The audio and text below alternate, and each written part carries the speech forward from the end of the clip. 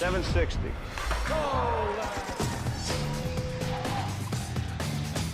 In the vast industry of classic cars, Wayne Carini is considered a guru and inspiration for many. Whether people got to know him through his show, Chasing Classic Cars, his businesses, newspaper columns, or even charity work, there's no doubt that Wayne is as respected as he is admired. With a decades-long career to back him up, Wayne's the best guy to look up to by those who either want to follow in his footsteps or simply enjoy his work as a restorer and preserver of the history of classic cars. So how exactly does Wayne make his magic happen? Stay here to know all about his show, businesses, life story, and what exactly fuels his relentless chase for the best classic cars. To Wayne Carini, classic cars is a passion of a lifetime and a family tradition. Wayne's career choice isn't surprising, considering he grew up surrounded by the industry thanks to his car restorer father and continued that legacy himself. Known for his endless knowledge of the business and history, it's understandable why Wayne's show, Chasing Classic Cars, has been so popular since its premiere in 2008. Even though Wayne's chase seems to be very simple on screen, there is an art behind it all. After being told about a hidden, stored, or abandoned classic car somewhere, Wayne's knowledge and experience come into play when deciding on the spot whether a car is a good deal or not. Some cars haven't been moved for decades, and others have missing parts.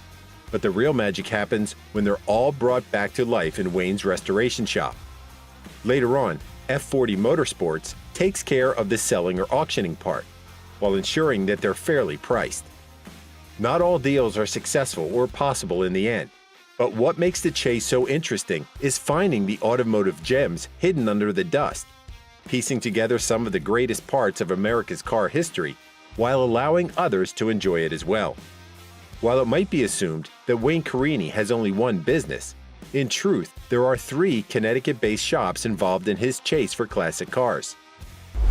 The first is Carini Carrozzeria, his automotive restoration shop, which primarily gives new life to all the cars brought into it. For its part, F40 Motorsports deals with the selling process, sometimes storing the cars for exhibitions or just waiting for the right time to auction them. While finding a new owner for his restored cars can often take some time, Carini's staff at Continental Auto Limited is always open to repairing exotic and classic cars, specializing in collision work. This shop was inherited by Wayne when his father retired, continuing his legacy and expanding it to other areas. Although Carini Carrozzeria is his favorite place to spend time, that doesn't mean he's all about restoring. Some of Wayne's most interesting finds are notable for being left almost untouched, such as the 1921 Stutz Bearcat he found hidden in a barn in the 9th season, but surprisingly didn't restore it all before auctioning for $594,000. All in all, there's a lot of work going on behind the scenes of chasing classic cars. Given how long Wayne Carini has been in the automotive business, it's not surprising that he's made some great deals. His biggest so far occurred in 2013, when he sold a 1967 Ferrari Nart Spider for $27.5 million at auction. Whether this number is as impressive as it is surprising, the truth is that the Ferrari was worth every penny. It originally belonged to Eddie Smith, a former theater boy turned successful businessman and former politician, who owned an extensive Ferrari and other luxury cars collection. Only 25 of those Ferraris were produced, and Eddie bought the 8th one for no more than $15,000 back in the day, keeping it stored and refusing to sell it to big names such as Ralph Lauren and Steve McQueen. Eddie passed away in 2008, but his family still preserved the car for years, until feeling that it was time to say goodbye. That was when Wayne Carini did his magic, arranging all the things necessary to successfully auction it in California in August 2013, filming the entire process for the Chasing Classic Cars Season 6 episode, Chance of a Lifetime.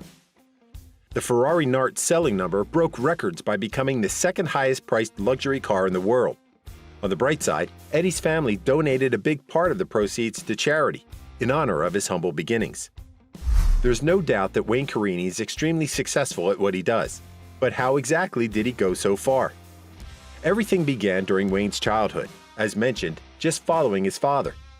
As the owner of a collision shop, Continental Auto, and curating the Captain Paul House Model A Museum, Bob Carini was known all around Connecticut and beyond for the high quality of his work, especially when it came to classic and exotic cars. Thanks to his father's job, from a very early age, Wayne was surrounded by classics such as Duesenbergs and Packards, though his favorite experience was riding his first Ferrari at 9 years old and being smitten by it forever. Despite his father's influence, Wayne went to university and planned on becoming an architect. However, his father had different plans for him, and Wayne soon returned home when offered half the family business. Around the same time, Wayne was lucky enough to receive mentorship from the famous mechanics Francois Sicard and Luigi Chinetti Jr., son of the famous driver. Two people deeply connected with Ferrari who fueled Wayne's automotive passion and guided him in building his career. There's no question that Wayne is a man deeply passionate about the automotive world, using his years of experience in the field of business, but also to help others in finding the classic cars best suited for themselves. That being said, Wayne's best advice while buying a car is to do it for fun. As he said in an interview with Hollywood Soapbox, the best one can get out of a car is their enjoyment. Nonetheless, if the expectation of buying a car as an investment already exists, he recommends going for rare, not highly produced cars. As long as it appeals to you and it's a low production car, I think you'll always make out in the long run, he said. When it comes to bidding at auctions, things become rather complicated, but Wayne recommends having a firm budget and investigating the cars thoroughly before taking the big step. However, the most important rule is to not let others influence that decision. First and foremost, buy a car that you like and not what everybody else likes. Buy with your gut, he said in an interview with the magazine Residual Values. Wayne's extensive knowledge always comes into play when dealing with cars, but he's a car lover through and through and always has that in mind even while doing business. The chase is probably the most remarkable part of Wayne Carini's work. As seen in Chasing Classic Cars, there's an incredible thrill about uncovering a long-forgotten car which has been years or even decades enclosed somewhere. Getting it out of there to breathe new life into it and find it a new home is what makes his job so worthwhile. Nonetheless, Wayne's own chase for his dream car goes a little differently than the stories featured in the show.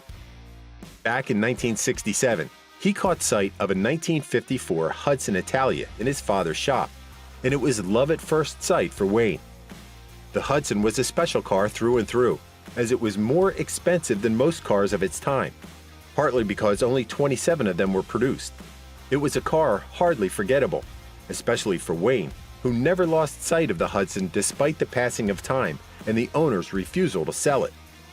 In the 1980s, the car passed into the hands of the original owner's sister, inherited upon his death, but who kept her word of not selling it for several years until the 1990s, when Wayne's resolve and persistence paid off. Since then, Wayne has taken special care of his Hudson, honoring all the years he patiently waited for it.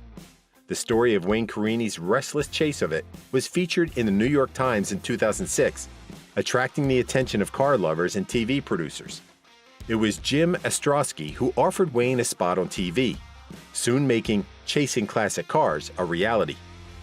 Turning into a reality star overnight was life-changing for Wayne, as not only has the popularity of his business been unstoppable since the show's premiere, but it's also gained him the recognition of other people in the automotive industry around the world. Even regardless of the lack of news about the 18th season of Chasing Classic Cars, Wayne is currently focused on his podcast, Talking Classic Cars, and the magazine, The Chase. All in all, there's an undeniable thrill in seeing Wayne find, restore, and bring back to life some of the most amazing cars in the world. Whether it happens on TV or in real life, Wayne's chase for classic cars has taught us that a great passion and love for what one does can accomplish incredible things in life. Thank you for spending some time with us. Make sure to like and subscribe so you never miss another video. We also handpick these videos which we recommend you watch next. You can talk to us on all social medias or ask a question in the comments below. Thank you for being with us, and we'll see you back tomorrow.